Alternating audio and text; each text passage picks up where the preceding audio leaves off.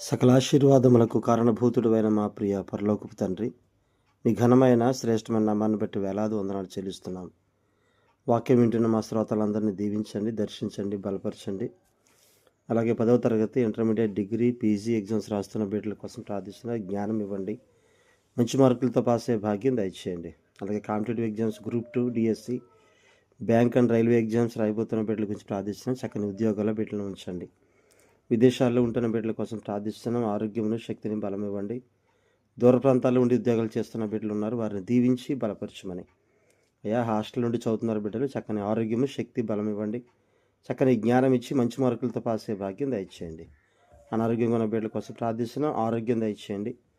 అలాగే ప్రభు, వివిధ సంఘాల్లో ఉన్న సకల పరిశుద్ధులకును మీరే కాపుదల భద్రత ఇచ్చి నడిపించమని. ఇంటున్న మా బిడ్డలకు చక్కని జ్ఞానం, ఆశీర్వాదం ఇచ్చి నడిపించమని యేసు నామములో అడిగి వేడుకొనుచున్నాము తండ్రి, ఆమేన్. అందరికీ వందనాలండి. కీర్తన గ్రంథ ధ్యానాంశాల్లో మనం 7వ అధ్యాయంలో 10 వచనాల వరకు మనం ధ్యానం చేసామండి. 11 నుంచి 13 వచనాల్లో ఉన్న కొన్ని విషయాలు మరలా ఇప్పుడు మనం ధ్యానం చేద్దాం.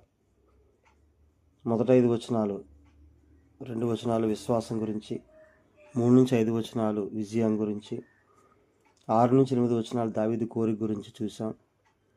అలాగే 9, 10 వచనాలు దేవుని యొక్క తీర్పు పనిచేసే పద్ధతి గురించి చూసాం. ఇప్పుడు 11వ వచనం నుండి 13వ వచనం వరకు దేవుని తీర్పు ఆచరణలో ఎలా ఉంటుందో మనం చూద్దాం. అంటే ఆయన ఎలా తీర్పు తీరుస్తాడనేది ఆచరణలో ఇంప్లిమెంట్ చేసేటువంటి పద్ధతి ఎలా ఉంటుందో మనం చూద్దాం. కీర్తన గ్రంథం 7వ అధ్యాయం 11 నుండి 13 వచనాల వరకు అండి. న్యాయమును బట్టి ఆయన తీర్పు తీర్చును, ఆయన ప్రతిదినము కోపపడు దేవుడు. ఒకడును మల్లని ఎడల ఆయన తన ఖడ్గమును పదును పెట్టును, తన విల్లు ఎక్కుపెట్టి దానిని సిద్ధపరిచి ఉన్నాడు. వాని కొరకు మరణ సాధనములను సిద్ధపరిచి ఉన్నాడు, తన అంబులను అగ్నిబాణములుగా చేసి ఉన్నాడు. 11వ వచనం, న్యాయమును బట్టి ఆయన తీర్పు తీర్చును, ఆయన ప్రతిదినము కోపపడు దేవుడు. న్యాయమును బట్టి తీర్పు తీర్చడం అంటే ఆయన న్యాయవంతుడు. ఆయన తీర్పు న్యాయమైనది, సత్యమైనది. ఆయన తీర్పు ఎప్పుడూ కూడా న్యాయాన్ని అనుసరించే ఉంటుంది. కీర్తన గ్రంథం 103వ అధ్యాయం 6వ వచనంలో మనం చూస్తే 103:6 అండి. యెహోవా నీతి క్రియలను జరిగించుచు బాధింపబడు వారికందరికీ న్యాయము తీర్చును. ఆయన జరిగించే క్రియలు నీతి క్రియలు. జెఫన్యా గ్రంథం 3వ అధ్యాయం 5వ వచనంలో, అయితే న్యాయము తీర్చి యెహోవా దాని మధ్యనున్నాడు, ఆయన అక్రమము చేయువాడు కాడు.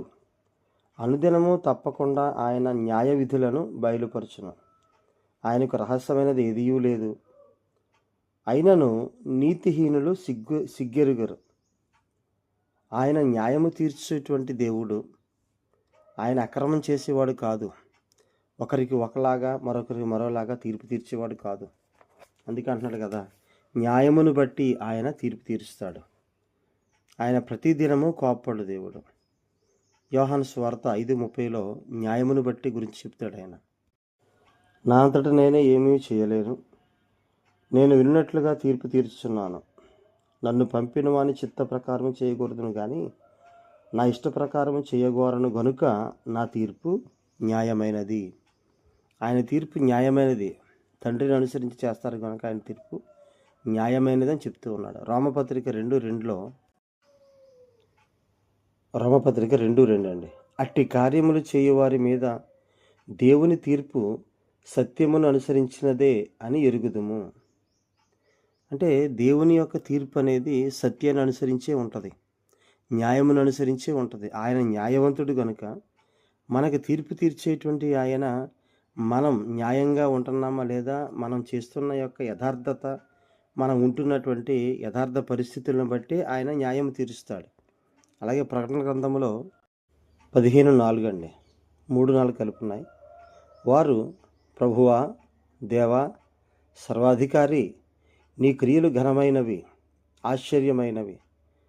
యుగములకు రాజా, నీ మార్గములు న్యాయములను సత్యములనై ఉన్నవి.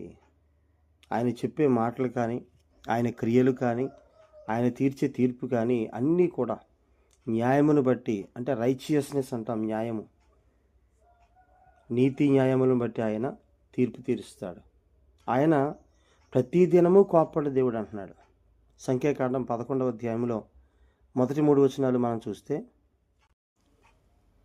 11వ అధ్యాయం సంఖ్యాకాండం అండి, మొదటి నుంచి. జనులు ఆయాసమును గురించి సణుగుచుండగా అది యెహోవాకు వినబడెను. యెహోవా దాన్ని వినినప్పుడు ఆయన కోపము రగులుకొనెను.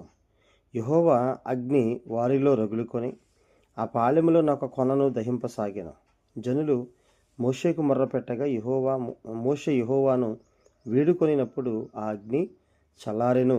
యెహోవా అగ్ని వారిలో రగులుకొనినందున ఆ చోటికి తబెరా అని పేరు పెట్టబడెను, మంట. ప్రియులారా, దేవుని కోపాన్నే ఆపగలిగిన, దేవుని యొక్క ఉగ్రతను, దేవుని యొక్క అగ్నిని చల్లార్చగలిగినటువంటి గొప్ప ఆధిక్యత అక్కడ మోషేకి దేవుడిచ్చాడు. అయితే వారు మాటిమాటికి యెహోవా మాట వినకుండా యెహోవా మీద సణుక్కొని యెహోవా చేసిన కార్యాలు పక్కన పెట్టేసి మర్చిపోయి వెంటనే వారు ఆయనకి తిరుగుబాటు చేస్తే ఆయన కోపం వారి మీద రగులుకొనేది. అందుకే ప్రతిదినము కోపపడే దేవుడు అంటున్నాడు. ప్రతిదినము అంటే మాటిమాటికి ఆయన కోపపడే దేవుడు అని కాదు అక్కడ. ప్రతిదినము అంటే ఎవరైతే తప్పు చేస్తారో ఆ తప్పు చేసే వారి మీద ఎప్పుడూ కోపం ఉంటుందని, న్యాయంగా నడుచుకునే వాళ్ళ మీద ఎప్పుడు తన కృప ఉంటుంది, తన దీవెన ఉంటుందని చెప్తూ ఉన్నాడు. అదే సంఖ్యాకాండం 12:9లో మనం చూస్తే, యెహోవా కోపము వారి మీద రగులు కొనగా ఆయన వెళ్ళిపోయాను. ఆయన కోపం వచ్చి ఇక ఆయన వారిని శిక్షించడానికి సిద్ధపడిపోతారేమో అని అక్కడి నుంచి వెళ్ళిపోయినట్టుగా కూడా మనం చూస్తాం. అలాగే సంఖ్యాకాండంలోనే 25వ అధ్యాయం 3వ వచనంలో అలాగే 11వ వచనంలో మనం చూస్తే, దేవుడు ఏదైతే వద్దని చెప్పాడో ఆ 2 భయంకరమైన పాపాలు ఇశ్రాయేలీయులు చేశారు. ఒకటి వ్యభిచారం చేశారు, రెండవది అన్య స్త్రీలతో వ్యభిచారం చేయడమే కాకుండా వారి దేవతలకు నమస్కారం చేసి వారి దేవతలతో పాటు పూజించిన వాటిని వాళ్ళు ఆహారంగా తీసుకోవడం అనేది జరిగింది. అందుకనే యెహోవా కోపం 3వ వచనంలో వారి మీద యెహోవా కోపం రగులు కొనెను. ఒక తెగులు స్టార్ట్ అయిపోయింది. అక్కడే 24,000 మంది చనిపోయారు. అయితే ఫీనెహాస్ అనేటువంటి ఒక గొప్ప దైవజనుడు, ఒక చక్కని యవ్వనుడు వారి మధ్య లేచాడు. 11వ వచనంలో, వారి మధ్యను నేను ఓర్వలేని దానిని తాను ఓర్వలేకపోవటం వలన ఇశ్రాయేలు మీద నుండి నా కోపం మళ్లించెను. సరేండి, ఇక్కడ ఫీనెహాసు అక్కడ చేసినటువంటి, ఒక పురుషుడు స్త్రీ పాపం చేస్తుంటే వారిని బల్లెముతో పొడిచి వారిని చంపేసినప్పుడు తెగులు ఆగిపోయింది వెంటనే. కాబట్టి అటువంటి ఫీనెహాసులు ఈనాటి సంఘాల్లో ఉన్నారా? మనల్ని మనం పరిశీలించుకొని దేవుని కోపాన్ని ఆపు చేసేటువంటి మోషే లాంటి వాళ్ళు, న్యాయాన్ని బట్టి తీర్పు తీర్చేటువంటి దేవుని దగ్గర చాలా జాగ్రత్తగా వాళ్ళు నడుచుకోవడం అనేది మనం చూసాం. ఇక 12-13 వచనాల్లో చూస్తే దేవుని యొక్క కోపం, దేవుని యొక్క ఉగ్రత, దేవుని యొక్క తీర్పు ఎలా ఉంటుందనేటువంటిది ఇక్కడ మనం చూస్తూ ఉన్నాం. ఇక్కడ ఆయన తను ఉపయోగించేటువంటి ఆ యొక్క, అంటే యుద్ధానికి సిద్ధపడేటువంటి వ్యక్తి ఎలా అయితే అన్ని ఆయుధాలు సిద్ధపరుచుకుంటారో, దుష్టుల్ని శిక్షించడానికి కూడా యెహోవా తన ఆయుధాలను సిద్ధపరుస్తున్నాడని, తన ఖడ్గమును పదును పెడతాడంట, తన విల్లు ఎక్కుపెట్టి దాన్ని సిద్ధపరుచున్నాడంటండి, మరణ సాధనములను సిద్ధపరుచున్నాడని ఉంది, తన అంబులను అగ్నిబాణములుగా ఆయన చేసి ఉన్నాడు. అంటే ఇవన్నీ కూడా దుష్టుల్ని శిక్షించడానికి దేవుడు, దుష్టులకి ఆయన తీర్పు తీర్చడానికి దేవుడు ఉన్నట్టుగా మనం చూస్తున్నాం. ద్వితీయోపదేశకాండం 32-35లో, వారి కాలుజారు కాలమున పగ తీర్చుటయు ప్రతిఫలమిచ్చుటయు నావే, వారి ఆపద్దినము సమీపించును, వారి గతి త్వరగా వచ్చును. ప్రియులరా, దేవుడు వారికి శిక్ష ఇవ్వడానికి గల కారణం ఏంటంటే, వాళ్ళు ఒకవేళ పశ్చాత్తాపడితే ఖచ్చితంగా ఆయన వారిని క్షమిస్తానని చెప్తున్నాడు. పశ్చాత్తాపడని వారు ఎవరైనా ఉంటే వారి మీదకి ఆయన ఆయుధాలు ఎక్కుపెడతాడు. వారి మీదకి న్యాయాధిపతి అయిన దేవుని యొక్క తీర్పు రావడం అనేది అనివార్యం. రోమాపత్రిక 12:19లో అలాగే హెబ్రీ పత్రిక 10:30లో చూస్తే, ప్రియులరా, మీకు మీరే పగ తీర్చుకొనక దేవుని ఉగ్రతకు చోటియుడి, పగ తీర్చుట నా పని, నేనే ప్రతిఫలమిత్తును అని ప్రభువు చెప్పుచున్నాడని వ్రాయబడి ఉన్నది. కాబట్టి మనం ఎవరి మీద పగ తీర్చుకోవడం కాదు, దేవునికి మనం చోటిస్తే దేవుడే వారికి కావలసిన, వారికి తగిన ఉగ్రత ఇస్తాడు. మనం ఒకవేళ చిన్న పొరపాటు చేసినా వెంటనే పశ్చాత్తాపడి దేవుని దగ్గరికి వచ్చి దేవుని ఆశీర్వాదాలు పొందుకుందాం. ఆమేన్.